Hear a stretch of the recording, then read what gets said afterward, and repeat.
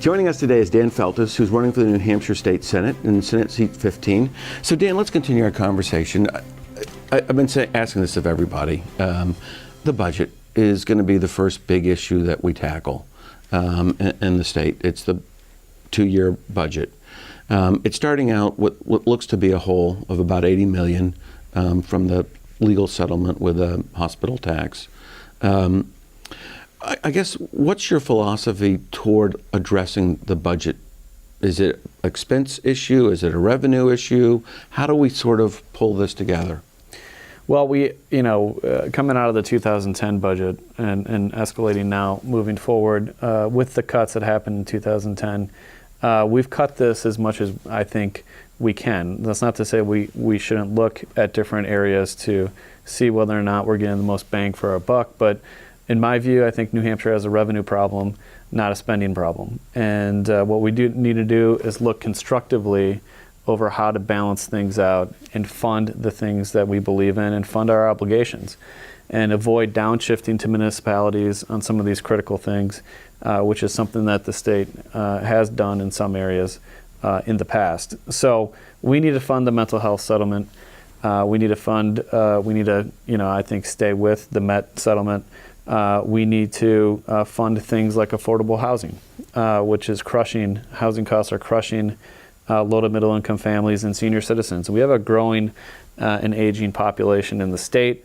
It's something demographically we need to address. Other policies that we could employ to help with that include paid family leave. Mm-hmm. If you have set up a reasonable system of paid family leave to help people take some time off, for example, for caregiving for a senior, that may be living in an in-law apartment or living with them. That's going to help. That's going to help attract and keep younger families in the state. It's going to help with our demographic changes.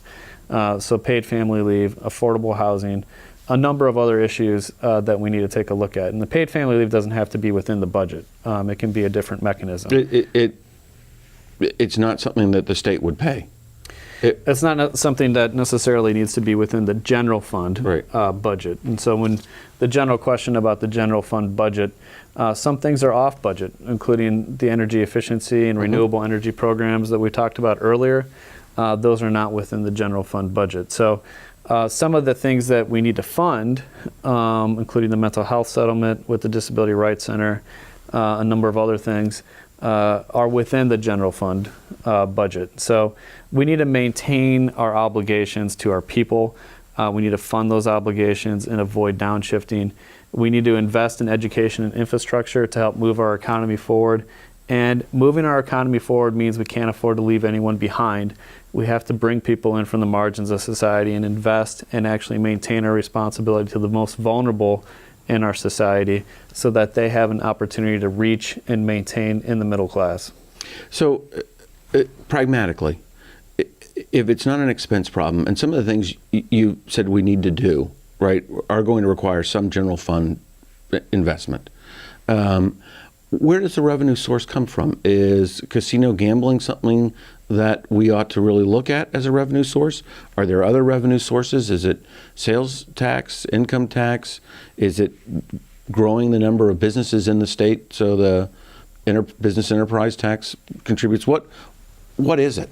Right. Well, in my view, I would prefer the consideration of something like an extension of the interest and dividends to cover capital gains rather than expanded gambling.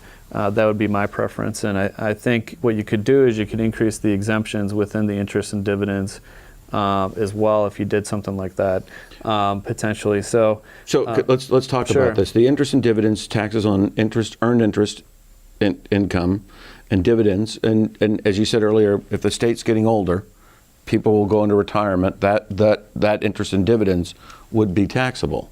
That's not actually, the way it's set up right now is the interest and dividends exemption is $3,600 for seniors right now. Right. And I think that should go up. Okay. And that exemption. And so IRAs and 401ks are not exempt. taxed, completely exempt. Yeah. So all that saving is exempt. Exactly. And so if you increase those exemptions and extend the interest and dividends to capital gains, you're going to bring in a lot more money, an order of magnitude, over 100 million annually. That's something that could be used to fund the things that we need to fund. So many things: infrastructure, education, affordable housing, the things that need to be funded in order to move our economy forward in a constructive and reasonable way. And like I said earlier, the budget, it's going to be a big debate. There's a lot of moving parts.